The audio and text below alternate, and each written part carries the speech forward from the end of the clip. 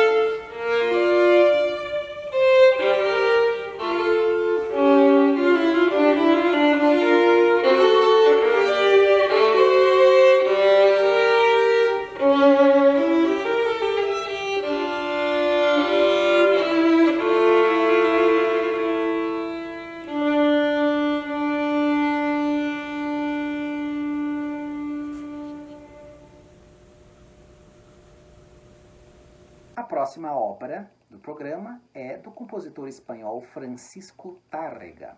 Tárrega era um violonista clássico e ele escreveu essa obra para violão, portanto ela não é original para violino. É a única obra do programa que não é original para violino. Quem fez esse arranjo para violino foi o grande violinista americano, italo-americano, Ruggiero Ricci. A peça é uma peça muito tranquila e tenta retratar a imagem do que é a Alhambra, que é aquele lugar mágico onde existem palácios na cidade de Granada, na Espanha, com arquitetura moura.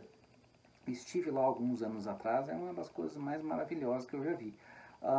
Então, Francisco Tárrega foi muito feliz nessa obra para violão, e no violão se utiliza a técnica do trêmolo. O que é o trêmolo? É uma sucessão de notas rápidas, né? E no caso do Recuerdos de la Alhambra, ele sustenta uma nota que é tocada rapidamente, sucessivamente, e essa nota forma, então, dá a sensação de uma melodia. Então é muito comum as pessoas escutarem essa obra e acharem, assim, no caso do violino, que tem mais de um violino. Será que tem 2 violinos, 3 violinos?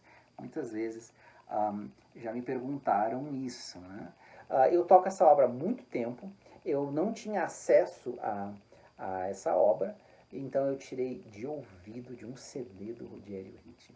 Ele utiliza uma técnica dificílima para violino, que é o ricochê, e nesse caso especificamente são 3 notas saltadas para baixo, ricocheteadas para baixo, 1, 2, 3, e uma para cima.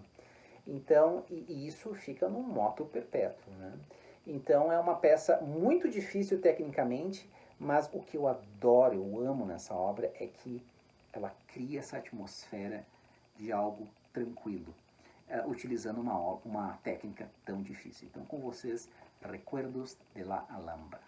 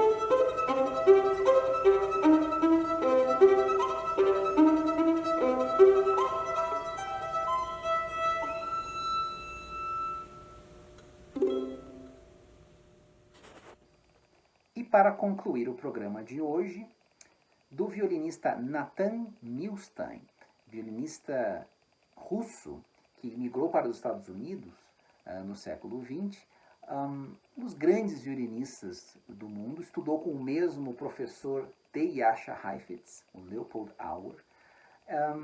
Essa obra maravilhosa, que na verdade eu conheço há pouco tempo, eu nunca a aprendi antes, até o ano passado, até 2020. E uma obra maravilhosa, porque o que Nathan Milstein faz? Ele rouba o tema do Capricho 24 de Paganini e cria variações sobre o tema. Só que, obviamente, não são as variações do Capricho 24 de Paganini. O que ele faz? Ele toma elementos rítmicos, melódicos, temáticos de outras obras de Paganini. Então ele usa concertos, obras isoladas para violino e piano, obras também para violino e orquestra. Ele pega ideias de outros caprichos de Paganini, mas sempre utilizando a progressão harmônica do tema do Capricho 24. E alguns dizem que é até mais difícil que o próprio Paganini. Realmente dá essa impressão. Eu já tive a oportunidade de tocar todos os caprichos de Paganini várias vezes em público, e eu não acho que seja necessariamente mais difícil, é tão difícil quanto.